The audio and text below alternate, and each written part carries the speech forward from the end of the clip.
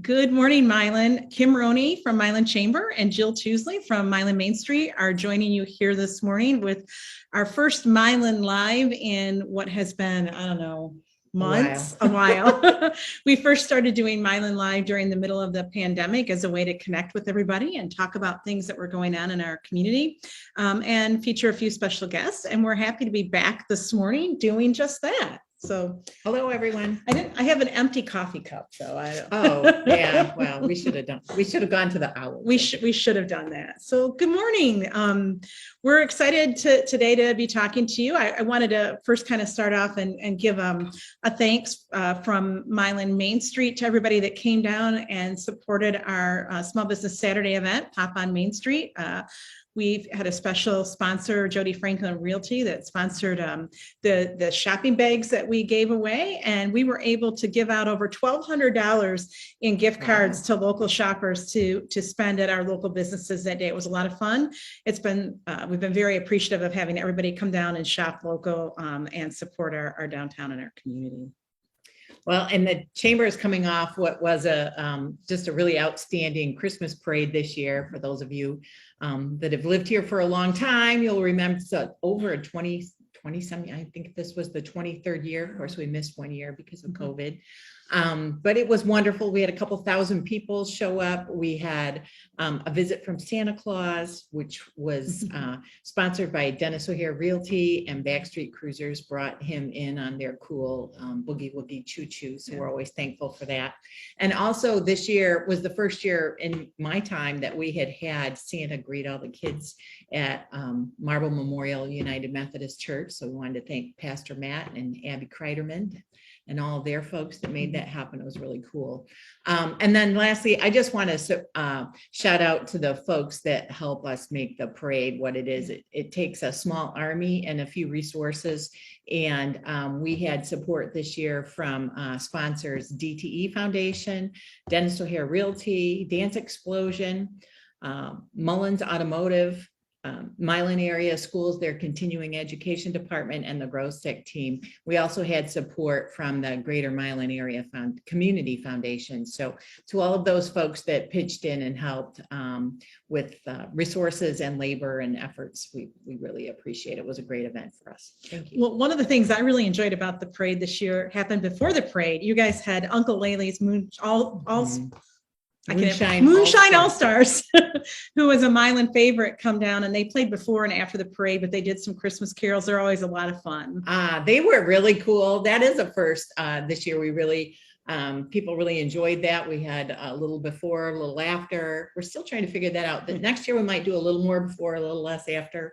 And we also had superheroes, which I forgot to mention. They were pretty cool, as well as hometown heroes that we recognized as our grand marshals. So it was a good night in Milan, and I hope you got a chance to see it. I've been trying to post pictures. I have a few more to post, but so. Well, it was good. One other fun thing that we partner together on every year, and this is our 4th year of doing so, is our annual Win the Window promotion. Things for Win the Window kicked off Thanksgiving weekend. And you have, as a reminder, until December 20th at noon to shop local and get stamps on your Win the Window cards.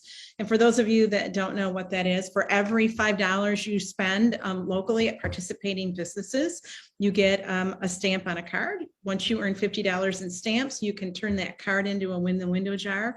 And then on December 20th at 3 p.m., we will draw one lucky winner at random to win all of the prizes featured in the window. And the window's located at 25 East Main this year.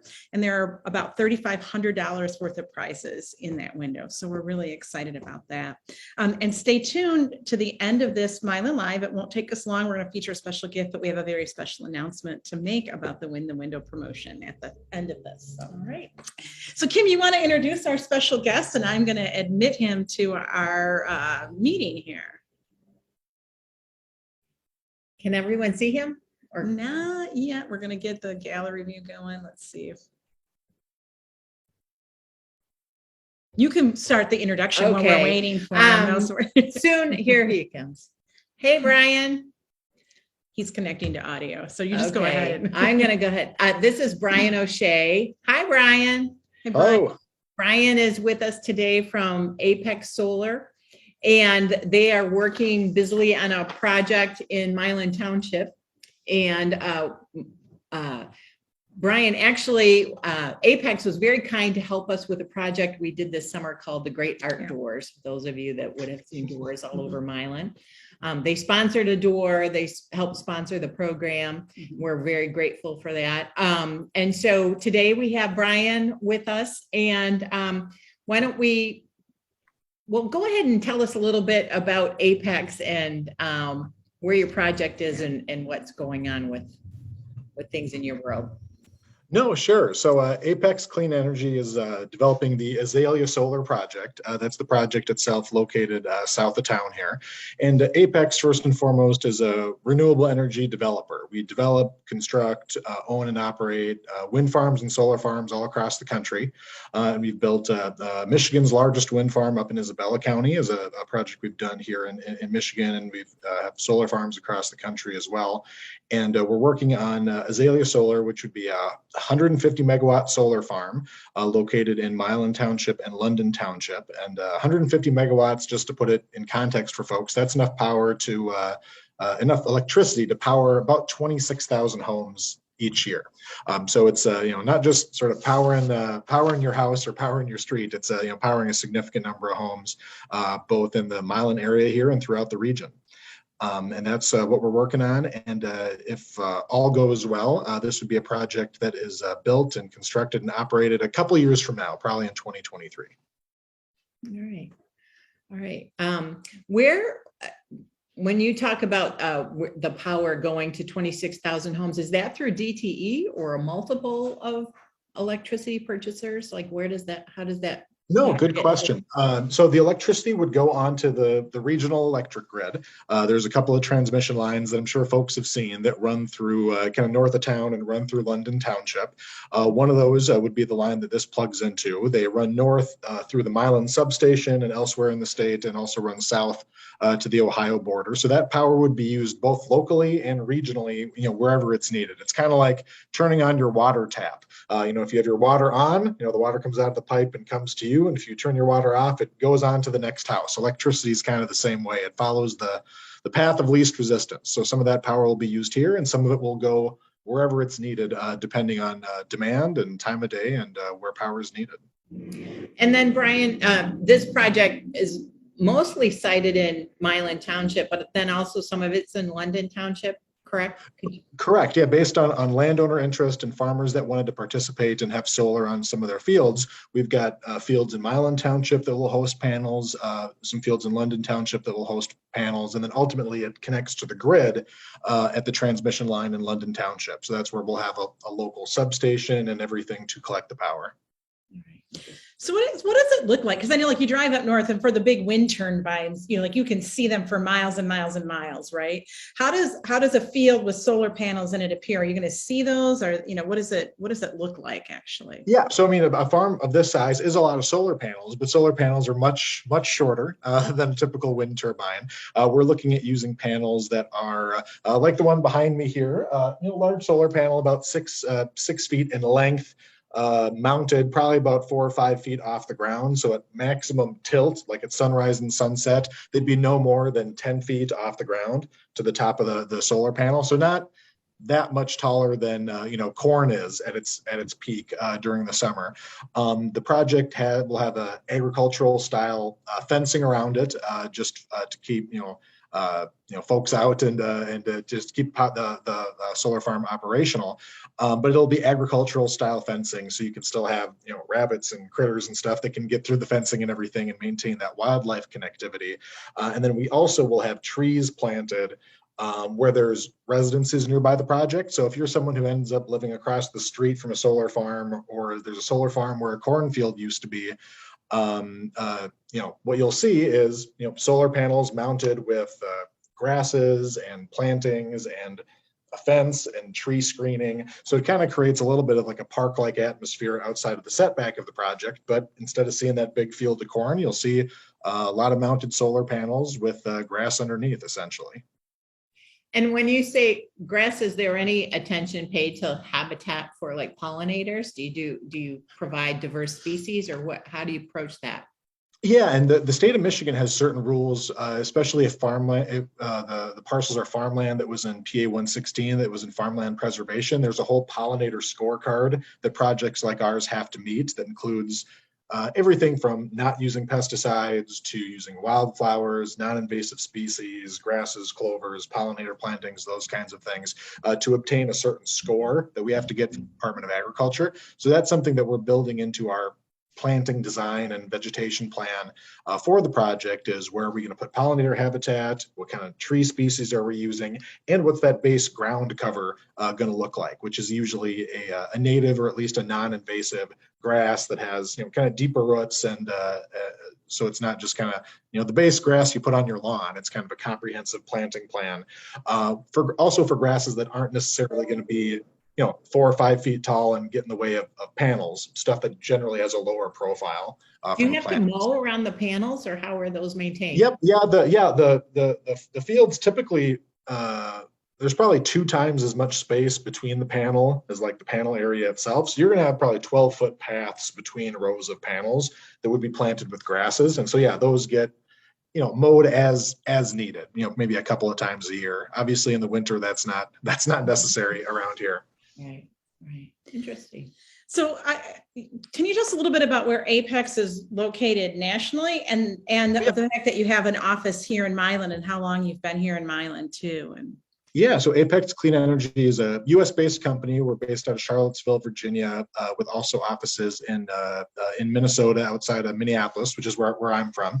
And we also have project offices all across the country, because we've got over 300 employees, spread across the country working on these kinds of projects, including folks who live and work locally on these projects.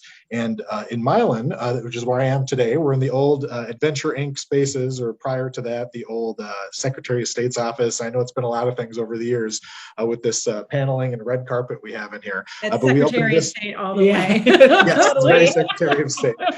So we moved in here, I think maybe February of this year. Then we were into COVID and everything, so we weren't sort of officially open to the public, but we worked out of here when we were in the area, and we officially had our office opening, which I know Kim, you stopped by, and the chamber stopped by in August. So now the office is officially open to the public, by appointment, and we also have office hours every Thursday from 10 to 4, just if people want to stop in and learn about the project, ask a question, what have you.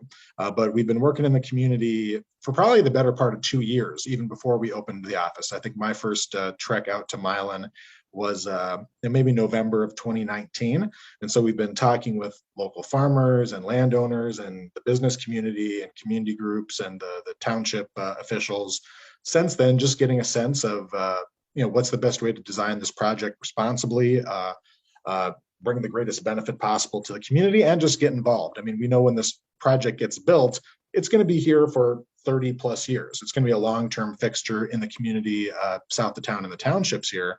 So we didn't want to wait to get started on sort of being a long-term partner for the area. So it's been nice to work with you all, work with the chamber on just supporting community events and supporting building community and rebuilding community post-COVID for things like the Third Thursdays events and the stuff going on in Toland Square, but also supporting people who are out in the townships outside of town where the project's ultimately going to be, working with groups like the London Township Citizen Civic Club and Seniors for Healthy Living doing senior transportation out in the townships, and the Monroe County Opportunity Program that's doing food programming around the area here. So those are groups that we've had a good time getting to know and working with, and just trying to be a good citizen of the business community here. We know we're new, but I do really like being in this area.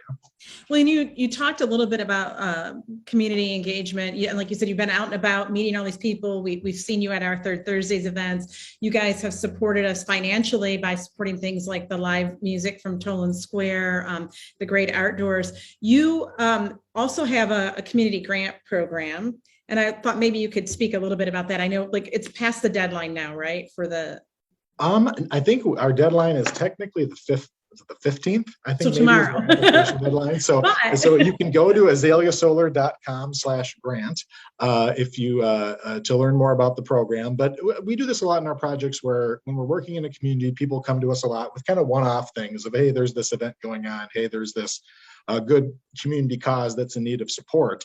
And so we decided to establish kind of a formal, like, let's just have a formal way of doing this. We know there's a lot of good work going on. Let's be proactive and solicit that feedback and learn what the needs are in the community. And so the Azalia Solar Community Grant Program, we usually do this 2 times a year in the spring and the fall, or maybe we do it quarterly, depending on the project. But we have 4 focus areas. It's building healthy communities, improving sustainability, education, and economic development. So pretty broad categories that can apply to a lot of things. And so we get grants for everything ranging from, bike pumps that Moving Milan Forward was doing, to upgrades to the London Township Civic Center, to the folks at the Legion who are working on the retaining wall next door, to all those kinds of things where there's a community need, whether it's capital or programmatic or otherwise, to just look for opportunities to help out. That's great.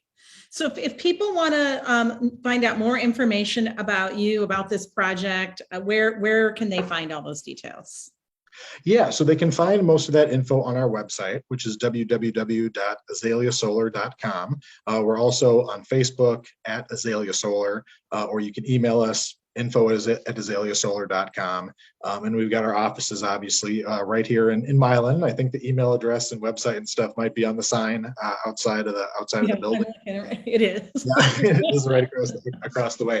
But yeah, we're around, and we're happy to talk with folks about the project. And we're really excited about the opportunity to bring kind of homegrown solar energy to Milan. And just to close, I guess, for a couple seconds on just some of the benefits of the project, because people might ask, well, why should a solar farm be here? What does that mean for me? What does that mean for the community? Number one is solar farms generate a lot of tax revenue. Project like this, we'd expect to pay probably about $20 million of taxes to support schools, roads, township governments, all over the life of the project. And so that's one big thing. There's also a lot of construction jobs that are associated with a project like this, not to mention supporting local farms and local landowners. This is, a lot of farmers don't have a 401k, their land is their only retirement plan. So when they can add something like solar to diversify their income and not have to count on weather or commodity prices, or that kind of global trade policy, whatever is going to happen to affect crop prices that year. This is guaranteed income that can really help our local farmers as well. So that's something we're excited about. Not to mention the environmental benefits of putting solar energy on the grid. I have a question, Brian. How many different farmers are you working with on this project, would you say? That's a good question. I think we're probably, on a solar project, usually 10 to 20 is what you would expect. A wind project, you might have hundreds of landowners, in Michigan, a lot of 40-acre parcels pooled together. A solar project, you need a lot less land. So typically you have fewer landowners involved. But I think we're right in that 15 or so, depending how you count all the extended family of some folks. We do have some farm families. Yeah, we do. For sure. So. Well, right. Thank you so much for joining us today, Brian. And we look forward to catching up with you again. We so appreciate all the support you've given to our community projects as well. Look forward to seeing you guys out and about at them again this year, especially once the weather starts warming back up again. So. Yes, exactly. No, we're excited for all the different community events, and we're going to be around a lot next year as we go into kind of formal permitting and plans and design for the project. So people will definitely see us around and should feel free to stop by our office anytime. Great. Thanks so much. And Brian's going to sign off now, and Kim and I are going to make a special announcement. But thanks for your time, Brian. We appreciate it. All right. Thank you. Bye. Bye, Brian. Great. Well, it's always fun catching up with different people in the community and hearing about what they're doing. It's kind of funny because we're sitting in the Main Street and Chamber office right now, and Brian's just across the street in his office at the Collins Center. But we still are trying to be as COVID safe as we can too. So that's great. So, well, we kind of wanted to wrap up with making a special announcement about something we're doing with Win the Window. So you want to tell people what's happening? Well, Saturday, December 18th, Yep. correct, Jill? We're doing double punches. Is it all day? Double stamps Or all day double long. stamps all Yep. day. So you can go to, I'll let you give the website address Okay. where everyone is listed. Go ahead and give. It's milanmainstreet.info/win-the-window. All right. Yeah. And we'll have that on our social media accounts too, if Yeah. you can't recall that or on the fly. But so this Saturday, we'll be doing double punches. All the participating merchants and services will be listed there. If you go to the window address, I think it's 13 East Main. Is it 13? 25 East Or Main, where the 25 window East is. Main? Yeah. Get that straight. You'll see the window full of prizes. We've had a lot of support. We're well over 3,000. Yeah, we're right at the $3,500 mark now, Mhm. worth of prizes in that window. So, and the prizes are also listed on the website. And sometimes folks will say to us, well, it's a shame just one person wins all the prizes, but you don't have to keep them all. You can can share. donate and share. And we do have Or some keep them. or I- keep them. We do have some wonderful nonprofits in Milan that are busy at work helping families through this season. So if you're the lucky winner and you can't make good with all of your winnings, you can certainly share, and we can help put you in touch with people to do that. So this Saturday is the double Yep. punches. We have locations with jars. We have Your Pet's Desire in the Kroger Plaza. We have OG on County Street, and then downtown. Oh, and we also have the elevator. So something south of town, Milan Elevator. And then downtown, Jill. Downtown, we have Hungry Howie's, the Owl, Northern Chicks, Adventure Inc. I feel like I'm missing one more. Well, that's four Oh, jars. Latham's. Oh, yeah, and Latham's. Yeah. So lots of places for you to drop your cards off. It's really a great promotion that all of our merchants and services have gotten behind to support with this. We've done this for a few years now, and it's a lot of fun. So shop all week, shop extra on Saturday. On Saturday too, if you're out shopping, you're getting your double punches and you're doing some last minute stuff like I am and need some help with gift wrapping, Relay for Life of Milan will be at the Owl gift wrapping. I think it's donation only, but it's a great fundraiser for them annually. So drop in, get your gifts wrapped and support another great local Right. organization. And that is what a great Yeah. thing. You swing into the Owl, drop your gifts, Get a drink get and a the drink and a drink. coffee to go, do a little more shopping, head home, swing back by. It's all close and easy, accessible for everyone. Yep. So, All right. Well, all right. thanks for spending time with us this morning, Kim. It's great to be back on Milan Live with you again. Yeah, Jill. All right. All right. Bye, Talk to everybody later. everyone. Bye-bye. Merry Christmas. Merry Christmas.